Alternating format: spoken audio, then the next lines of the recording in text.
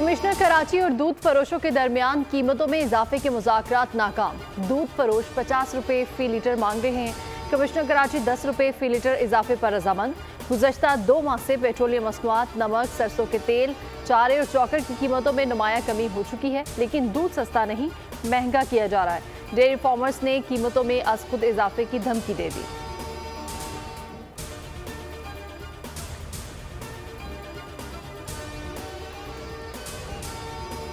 वज़ीर-ए-आज़म शहबाज शरीफ का कल कौम से खिताब का इम्कान। वज़ीर-ए-आज़म हुकूमत की 100 दिन की कारकर्दगी पर इज़हार ख्याल करेंगे और मुआशी और सिफारती सूरत हाल पर कौम को एतमाद में लेंगे।